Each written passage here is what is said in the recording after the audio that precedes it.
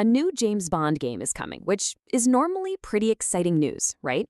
But one single comment from the developers has kicked up an absolute storm online. Today, we're going to break down exactly why this new vision for 007 has so many people, well, completely divided. And this is it. This is the sentence that started the whole firestorm. The game's cinematics director said that the classic, old-school Bond would just be tone-deaf in this day. And that one idea, that the Bond we all know is somehow wrong for today's audience, is what we're diving into. You know, this comment didn't just appear out of nowhere. It came right alongside a first look at a much, much younger Bond.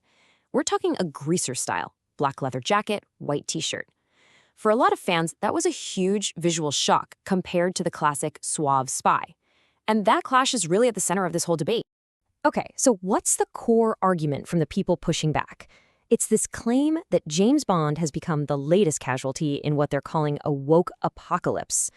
There's a real fear here that the creators are changing the character on purpose in a way that's going to push away his biggest fans. And believe me, the reaction online was immediate and it was harsh. The first big critique you see everywhere, it's this idea that just based on this new direction, the game is already dead on arrival. Over. Finished. So, the next big point is this feeling that the developers are chasing after some imaginary modern audience. The argument goes that by trying to make a Bond that appeals to absolutely everyone, they're actually ignoring the built-in fan base that would have made the game a surefire hit. And finally, it gets even more serious. The argument being made is that the folks behind this new Bond aren't just making a bad call for the game, but that they're making a career-ending mistake. A pretty dire prediction, for sure. This all brings up a really important question, doesn't it? What is the classic Bond that people are so afraid of losing? What are those key character traits that they feel are absolutely essential? And this right here, this really lays out the whole divide perfectly. On one side, you have what critics say is the real Bond, a masculine fantasy, a guy who's debaucherous, he lives life to excess and doesn't apologize for it. And on the other side is the fear, a new Bond who's sensitive, talks about his feelings, is non-toxic, and reflects modern values. For the critics, you just can't have both. They're like oil and water. This quote just sums it all up, doesn't it? It's the absolute core of the fear. The argument is that if you strip away those rough edges, the excess, the danger, maybe even the questionable morals, you're not just changing James Bond, you're erasing him completely. Okay, but is it really that black and white? Is it really that simple?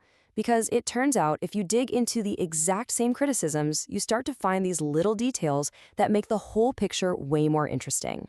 When you look closer, you see that even the loudest critics are admitting to some pretty fascinating details. Details that suggest this new game might actually be closer to Ian Fleming's original books than a lot of the movies ever were. And here's where it gets really interesting. The commentary points out that this is a reboot of a young Bond, way before he gets his 0-0 status. It's got a grounded tone, kind of like Daniel Craig's Casino Royale. And get this, for the first time ever in a game, he's going to have the facial scar that's described in the books. Now that is a detail that die-hard fans would notice and appreciate. And the fact that it's a reboot is just so important here. This isn't picking up where another story left off. It's a clean slate. It lets the creators build their own version of Bond from the ground up, totally separate from anything that came before. So what are we left with? Well, you've got these two totally conflicting stories. On one hand, you have this massive fear of losing an icon to so-called modern values. But on the other hand, you have the very real possibility of a fresh start that's actually more faithful to the original books. And this question, pulled right from the commentary, just gets to the heart of it all. This is the anxiety that's driving the whole debate. It's the #1 worry for fans who feel like the soul of the character is hanging in the balance.